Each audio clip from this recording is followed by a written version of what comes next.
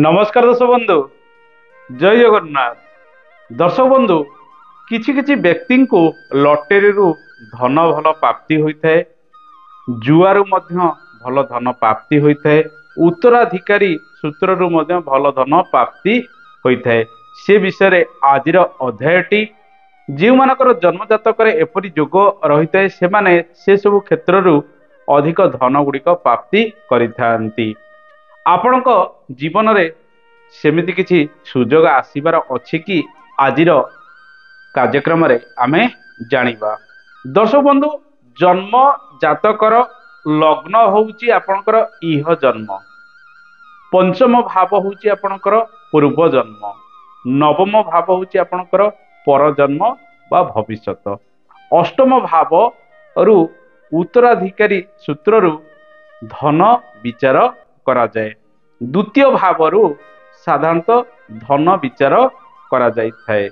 ये जो भाव गुड़िक रहिला से भाव गुड़िक मध्य यदि संबंध रही है ताहले आपण ये सब दिगरु धन प्राप्ति करि परिबे। किपरि आसंतु जानिबा।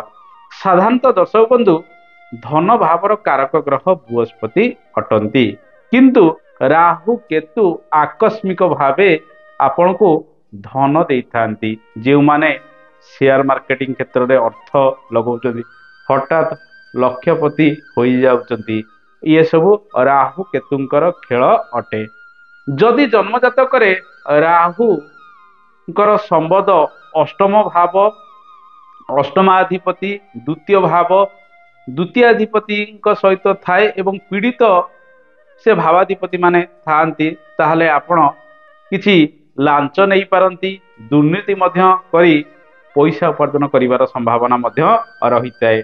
से कुंडली रे देखिबे रवि चंद्र जदि बृहस्पति पीड़ित थिबे, जदि रवि चंद्र बृहस्पति बलवान थिबे लग्न को प्रभावित करुथिबे, ताहले आपणकर मन केबे हब नाही जे मु दुर्नीति करिवि किंबा लांच नेबी।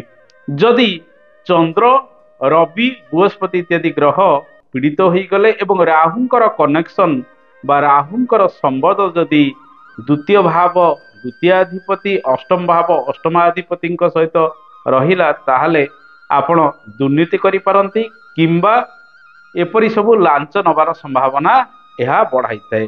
दर्शक बंधु जन्म जातक लटेरी जोग कौन रही आसंतु जानिबा। लटेरी पंचम भाव विचार करा जाए, आकस्मिक धन पंचम भाव विचार करा जाय थाए। गोटे उदाहरण माध्यम आमे यहाकू बुझिबा। धरंतु आपणकर लग्न सिंह अटे, सिंह लग्नर पंचम भावर अधिपति किए बृहस्पति अटंती, अष्टम भावर अधिपति किए बृहस्पति अटंती। बृहस्पति धरंतु सिंह लग्नर द्वितीय स्थान रे धन भाव रे बसिचंती। जेतबळे बृहस्पतिंकर दशा अंतदशा भोग हब से समय रे आपण को लटरी इत्यादि क्षेत्र धन प्राप्ति हबार जोग आनीदब। जदि द्वितीयाधिपति द्वितीय भाव सहित पंचम भावर जोग संबंध रही है, लटेरी बा शेयर मार्केटिंग इत्यादि क्षेत्र अर्थ प्राप्ति हबार सूचना मिली है। सिंह लग्न पाई द्वितीय भाव में बृहस्पतिंकर अवस्थान पंचमाधिपति रूपे दशा अंतदशा जितेबाला बृहस्पतिंकर भोग हब से समय किसी एपरी धन प्राप्तिर सूचना मिली है।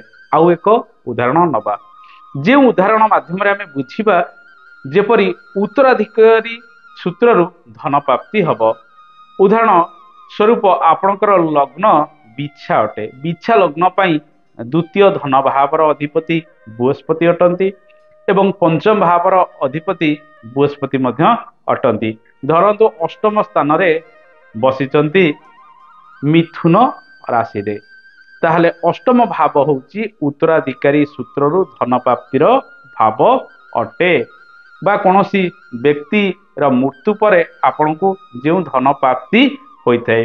तेणु जेतेबळे बिछा लग्न पाई द्वितीयाधिपति एवं पंचमाधिपति अष्टम भाव रे बसिले तांकर दशा अंतदशा समय रे उत्तराधिकारी सूत्रु आपण को धन प्राप्ति हबार संभावना गुड़िक बढ़ी थाए। ତେଣୁ ଦର୍ଶକ ବନ୍ଧୁ ଆଜିର ଏ ଛୋଟିଆ କାର୍ଯ୍ୟକ୍ରମରେ ଆମେ ଜାଣିଲେ ଲଟେରୀ ଜୁଆ ଉତ୍ତରାଧିକାରୀ ସୂତ୍ରରୁ କିପରି ଧନ ପ୍ରାପ୍ତି ହୋଇଥାଏ। ତେଣୁ ଜନ୍ମଜାତକର ଦ୍ୱିତୀୟ ଭାବ, ପଞ୍ଚମ ଭାବ, ଅଷ୍ଟମ ଭାବ ଅଧିକ ଗୁରୁତ୍ୱପୂର୍ଣ୍ଣ ଭୂମିକା ଗୁଡ଼ିକ ଏସବୁ କ୍ଷେତ୍ରରେ ନିର୍ବାହ କରିଥାଏ। ତେଣୁ ଯଦି ଗ୍ରହମାନେ ବଳବାନ ରହିଛନ୍ତି, ଗ୍ରହମାନେ ଅସ୍ତ ହୋଇନାହାନ୍ତି, ଗ୍ରହମାନେ ଅଧିକ ପୀଡ଼ିତ ହୋଇନାହାନ୍ତି, ତାହେଲେ ସେ ବ୍ୟକ୍ତି ଜୀବନରେ ଏସବୁ କ୍ଷେତ୍ରରୁ ଅଧିକ ଶୁଭଫଳ ପ୍ରାପ୍ତି କରିଥାଏ। ଆଶା କରେ ଛୋଟିଆ କାର୍ଯ୍ୟକ୍ରମଟି ଆପଣଙ୍କୁ ଭଲ ଲାଗିଥିବ। ନିଶ୍ଚିତ ପ୍ରକାର ଭଲ ଭଲ ମତାମତ ଦେବେ। ରହୁଛି, ଜୟ ଜଗନ୍ନାଥ, ଧନ୍ୟବାଦ।